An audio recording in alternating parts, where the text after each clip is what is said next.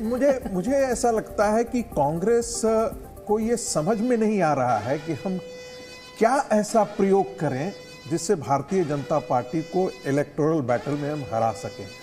नतीजा ये है कि जब आप फ्रस्ट्रेट करते हैं तो आप गाली गलौज की भाषा पर आता है।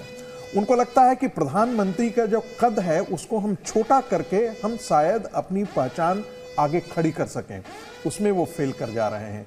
फिर उनको लगता है वो पुराने ढर्रे पर उनको लगता है कि हमारा जो बड़ा वोट बैंक था, एक मुस्लिम वोट बैंक है, वो छिटक गया है, तो हम सेकुलरिज्म के नारे को लेकर के, उनको पता है कि सेकुलरिज्म का नारा इस देश में पिट चुका है। जिस प्रकार का सेकुलरिज्म आपने 70 साल में चलाया वो पिट चुका है, वो अब काम करने वाला नहीं है। वो लोगों को समझ में आ गया है कि आपने क्या किया है। उनके ब्रांड का सेकुलरिज्म, क्योंकि जिस तरह से क्रिश्चियन मेजॉरिटी स्टेट्स में बीजेपी अपनी बढ़त बना रही है, वो बहुत बड़ा संदेश है सेकुलरिज्म लॉबी को। उन्हीं के ब्रांड की सेकुलरिज्म की मैं बात कर रहा हूं। चलिए उन्हीं के पास चलते हैं। इसलिए 1 घंटे 39 मिनट आनंद माधव साहब, 1 घंटे 39 मिनट हो चुके हैं। छोटा राज्य है, छोटी असेंबली कॉन्स्टिट्यूएंसी है, क्या अभी भी उम्मीद करेंगे, अभी भी आपको इंतजार है, या कहेंगे थोड़ा है, थोड़े की जरूरत है?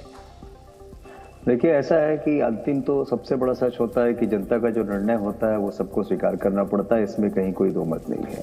लेकिन एक बात आप भी स्पष्ट रूप से इस बात को समझते होंगे कि जो वोटों का डिवीजन हुआ है, जो पार्टियां वहां पे हैं, जो भारतीय जनता पार्टी के विरोध की पार्टियां हैं, वो आपस में बढ़ गई, जिसके कारण वोटों का एक बड़ा डिवीजन हुआ है, जिसके कारण भारतीय जनता पार्टी को ये बड़ा तकी आपके शुरुआती रुझान में दिख रहा है। 1.5 घंटे हुए हैं, तो हमको लगता है कि अब ये सोचने की आवश्यकता है कि कैसे कंसोलिडेशन किया जाए और कैसे इस पे किया जाए। निश्चित रूप से कांग्रेस पार्टी बैठेगी और सोचेगी कि क्या ऐसी कौन सी बात हुई है जिसके कारण कि हम लोगों की ये सीटें घटी है वहाँ पे। और दूसरी बात यह है कि वोटों के डिवीजन को कैसे रोका जाए, ये एक बहुत बड़ा चैलेंज है। और सर, परंपरागत तौर पर त्रिपुरा और नॉर्थ ईस्ट की जो स्टेट्स हैं, वहां कई पॉलिटिकल पार्टी एक साथ लड़ती हैं। ये तो 6, 7, 8 हो गई, 12, 15, 17, एक मेघालय में 13 लड़ी थी जी।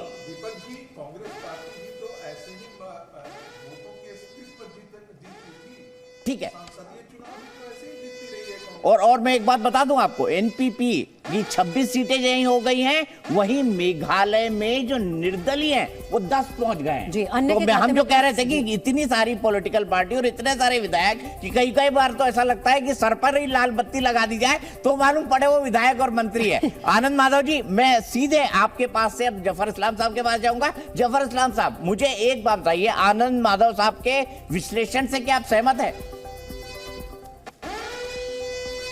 देखिए, हर बार जब जो रिजल्ट आते हैं, पहले कहते हैं रुझान है, फिर जब रिजल्ट आता है तो कहते हैं कंसोलिडेशन करना पड़ेगा, ये डिवीज़न हो गया, वो डिवीज़न हो गया।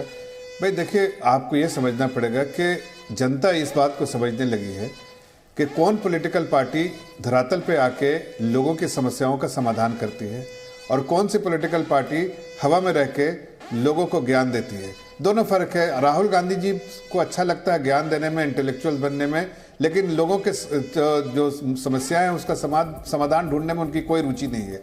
इसलिए आदरणीय प्रधानमंत्री ने जब इनिशिएटिव लिया कि एक्ट ईस्ट की पॉलिसी के तहत हमने वहां पर काम करके डेमोन्स्ट्रेट किया है, और इसलिए मैं कह रहा हूं कि आज जो भी रुझान अभी आ रहे हैं, इवेंचुअली देखिएगा कि आप भारतीय जनता पार्टी एक बहुत बड़ी पार्टी के तौर पे जो है लोगों के आशीर्वाद से उभरेगी और हमें मौका मिलेगा। उसके लिए मैं धन्यवाद पहले से दे रहा हूं जनता को कि हमें मौका दिया है। हम पूरी तरह से उस प्रदेश की सेवा करते रहेंगे। और आज मुझे कोई ये संदेह नहीं इस बात को कहने के लिए, कोई संदेह नहीं इस बात को कहने के लिए कि कांग्रेस पार्टी की अपनी पॉलिसियों की वजह से, अपने डिविजिव आइडियोलॉजी की वजह से, अपने वोट को सिर्फ सत्ता में रह के लोगों को कुचलने की वजह से आज उनको इसका खामियाजा भुगतना। सर, मेरे पास एक सवाल है आपसे, त्रिपुरा से जुड़ा हुआ। यहाँ पर भी 60 में से 60 सीटों के रुझान आ गए हैं और बीजेपी अभी भी बहुमत वाला जो आंकड़ा है उससे 1 सीट कम पर आगे चल रही है।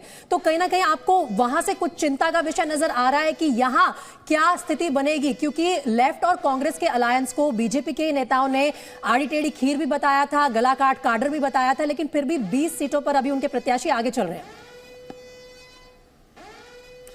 नहीं, देखिए, ये बात सही है कि अभी इस वक्त अगर देखा जाए तो आकलन करिए तो आपको दिखता है कि ये कहीं ना कहीं नेक टू नेक है।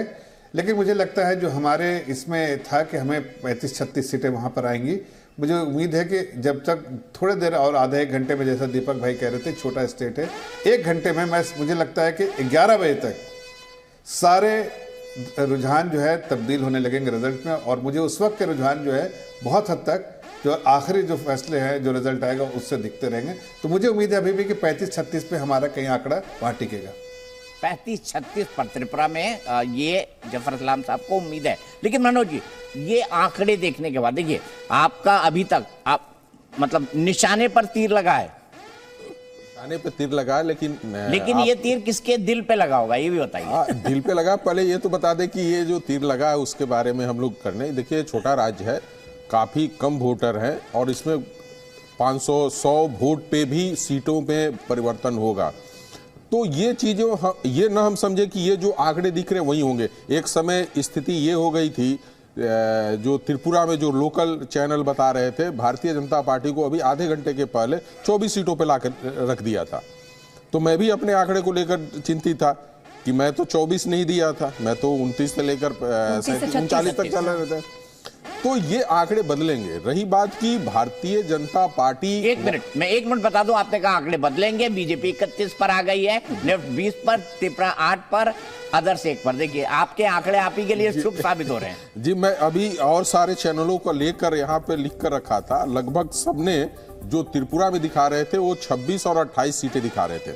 लगभग सारे चैनलों में अभी दिखा रहा था इनको भी कि देखिए ऐसी वहां पे सिचुएशन बन रही है। लेकिन भारतीय जनता पार्टी जो उम्मीद है कि मेरे आंकड़े के ही इर्द गिर्द रहेगी, और जो चीजें हैं वहां पे जो भी सीटें जीतते हैं वो 5,000, 10,000, 2,000 और 3,000 के जीते। 17 ऐसी सीटें थी त्रिपुरा में जहां पे 500 और 1,000 के बीच में डिसीजन होने वाले थे। चलिए ये तो एक अलग बात है। रही बात की कांग्रेस का क्या भविष्य होगा, कांग्रेस आज के डेट में शायद रीजनल पार्टी का एक सपोर्टिंग वोट बन के रह जाएगा कि किसी भी रीजनल पार्टी को जीतना है तो कांग्रेस के साथ अलायंस करेगा और अपने आप को जीत कर ले जाएगा। और ये उनका अब यही स्थिति है। जब इन्होंने जैसे अभी साउथ का बात किया और मध्य भारत की बात किया संगीत रानी जी ने, तो मेरा एक कहना था कि जब गुजरात का और हिमाचल का चुनाव हो रहा था तो संदेश लेने के लिए राहुल गांधी जी निकल गए पूरे भारत में कि भारत यात्रा करेंगे, जो मैसेज आएगा। मैं पहले जानता था कि लोग जाते थे, तपस्या करते थे, ज्ञान प्राप्त करते थे। ठीक है, एक मिनट, त्रिपुरा 32, बीजेपी जो है अब 32 पर आ गए, लेफ्ट 19 पर, लेफ्ट घट रहा है, बीजेपी बढ़ रहा है। जी, तो राहुल गांधी ने क्या किया कि पहले पॉलिटिक्स में और इसके बाद ज्ञान लेने चले गए। अब उनके इस ज्ञान लेने में जो 5 साल 8 साल का गैप होगा, वो कांग्रेस कैसे उस गैप को मिटाएगी। दूसरी बात है कि कांग्रेस हिमाचल को लेकर बहुत खुश है कि बहुत मैं कर रहा है।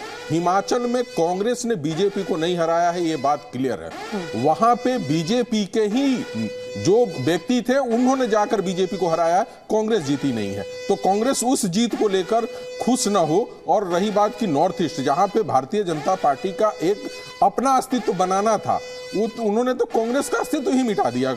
और ये चीजों को राहुल गांधी को या कांग्रेस पार्टी को कब समझ में आएगी। और इस चुनाव के दरमियान आप रायपुर में बैठकर ये बोले कि हम सारे लोगों को इकट्ठा कर बीजेपी से सामना कर रहे हैं, तो मैसेज पब्लिक में सीधा जाता है कि कांग्रेस कितना कमजोर है। पूर्वोत्तर का जो संदेश है, यहाँ जोड़ना चाहूंगा, उन्होंने कहा हम सारे लोगों को इकट्ठा तो करेंगे, लेकिन बीआरएस, टीएमसी और आम आदमी पार्टी से कोई अलायंस नहीं करेगा, ये उन्होंने पहले कंडीशन लगाई। और उसके बाद तो इससे क्या हुआ, पद की बात कोई नहीं करेगा, पीएम पद की फिलहाल बात थोड़ा चलिए उस पे जो है शायद आपने मल्लिकार्जुन खड़गे ने थोड़ा क्लाइम डाउन किया। उन्होंने कल कहा कि पहले अलायंस की बात कर ले, पीएम बात की बात है। लेकिन जब आप अलायंस करने जाएं और 3 बड़ी पॉलिटिकल पार्टी के बारे कहेंगे नहीं साहब इनसे तो हमारी कट्टी, हम इनके साथ नहीं खेलेंगे, तो वो पहले एक्सक्लूड कर दिया आपने। तो इस बार मेघालय के रुझानों की बात कर लेते हैं।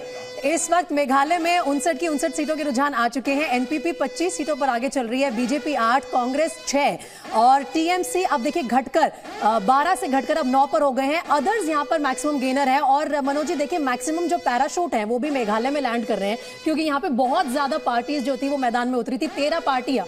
और जो फ्रैक्चर्ड मैंडेट जिसकी हम बात करते हैं मेघालय से, वही आता है।